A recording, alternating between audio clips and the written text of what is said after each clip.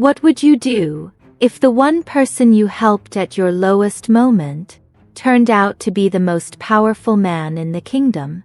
Would you still help if you knew you'd lose everything in the process? Because one poor man did exactly that. And what happened next left an entire royal court speechless. If you've ever believed that kindness gets ignored, or that good people finish last, then this story is about to change the way you see the world. So before we begin, make sure you hit that like button, subscribe to the channel Silent Comeback, and turn on bell notifications, because stories like this don't just entertain you, they stay with you. Now let's begin.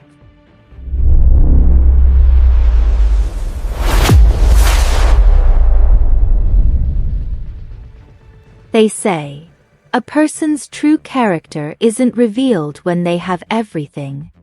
It's revealed when they have nothing. And this story proves exactly that. Long ago, there was a powerful kingdom. Its streets were rich with trade, its people disciplined, and its army feared by enemies far and wide. But inside the grand palace, behind golden walls and jeweled doors, sat a king who couldn't sleep at night. Not because of enemies, not because of war, but because of one terrifying thought. What happens after I'm gone? He had wealth, power, respect, but no child, no heir, no one to carry his legacy. And as the years passed, that fear turned into urgency. So one day, he made an announcement that shook the entire kingdom. Messengers spread the word across every town and village. Any young man who wishes to become the next king may come to the royal court. But there was one condition. Not strength, not intelligence, not wealth, but something far more rare. A deep love for humanity. People laughed at first. Some mocked it. Others saw opportunity. Because to most, becoming king wasn't about love. It was about power. In a small, forgotten village lived a young man. He had no land, no status, no family wealth. But he had something most people didn't. A heart that still felt deeply. He worked endlessly, lifting, building, carrying, just to survive. When he heard about the king's announcement, something inside him stirred. Maybe, just maybe. But reality hit quickly. He looked down at his torn clothes, his worn-out shoes. How can I stand among nobles looking like this? Still, he didn't give up. Day after day, he worked harder than ever before. Saved every coin. Skipped meals. Endured exhaustion. Until finally he bought a simple but clean set of clothes. And just enough food for the journey. It wasn't much. But it was everything he had. With hope in his chest. And fear in his mind. He began walking toward the palace. Miles passed. Villages faded behind him. The palace, finally within reach. And that's when everything changed. By the roadside, he saw him. An old man. Shivering. Barely alive. His clothes, nothing but torn rags. His hands trembling. Eyes hollow with hunger. As the young man approached, the old man whispered, "Son, I haven't eaten in days. I'm freezing, can you help me?" The young man froze. His mind split in two. One voice said, You've worked too hard. This is your only chance. The other whispered. If you walk away, what does that make you? He looked at his clothes, then at the man, then back again. Seconds felt like hours. And then he made a decision. Without another thought, he removed his newly bought clothes, the only decent thing he owned, and gently placed them on the old man. Then he gave him all the food, every last piece. The old man's eyes filled with tears. May God bless you, son. But as the young man walked away, reality hit him like a wave. What have I done? Now he had nothing. Again. And worse. He had to enter the royal court like this. Dirty. Tired. Ashamed. When he arrived, it was exactly what he feared. Men in luxurious robes. Gold-threaded garments.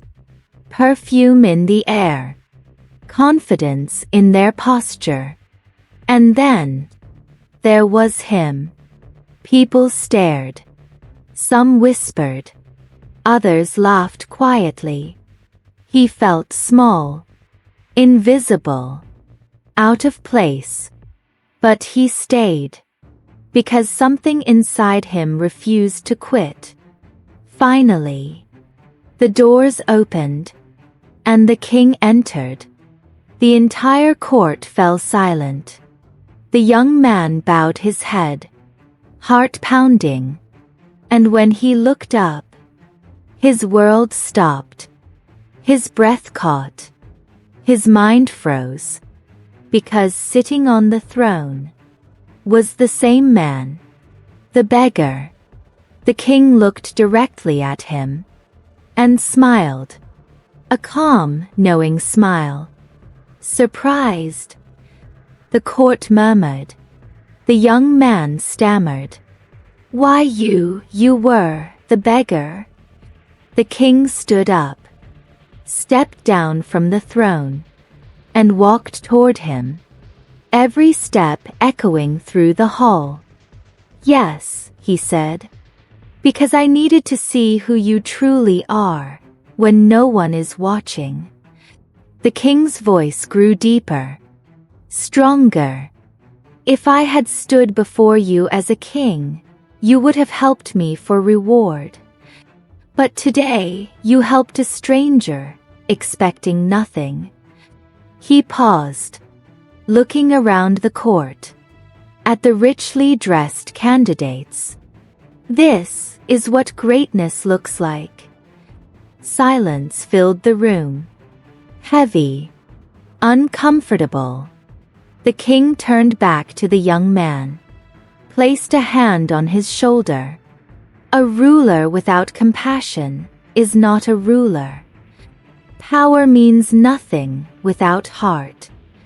And then, in front of everyone, he declared, from this moment on, you are my successor. Gasps echoed. Some nobles were stunned, others furious. Him, a beggar-looking boy? But no one dared speak, because deep down, they knew they had all failed the same test. And in that moment, something incredible happened. The same people who had mocked him, avoided his eyes. The same men who stood tall before, now stood in silence, because the one they saw as nothing had just become everything. But the real revenge, it wasn't power. It wasn't status. It wasn't even the throne. It was this. He didn't change. He didn't become arrogant. He didn't seek to humiliate anyone, because unlike them, he already had something they never did. a heart that couldn't be bought. And that was his greatest victory. Sometimes, life doesn't test you when it's convenient. It tests you when it costs you everything. And in those moments, you don't reveal your strength. You reveal your character. Because in the end, it's not what you gain. It's what you're willing to give when no one is watching. If this story gave you chills, make sure you hit that like button, subscribe to the channel Silent Comeback, and turn on bell notifications, because you don't want to miss what's coming next. And tell me in the comments, would you have done the same, or would you have walked away? And remember, if you have your own revenge story, or something powerful like this, and you want it turned into a video, share your story in the comment section or reach out to me on Instagram, Facebook, TikTok, or email so I can feature it next. Thanks for watching.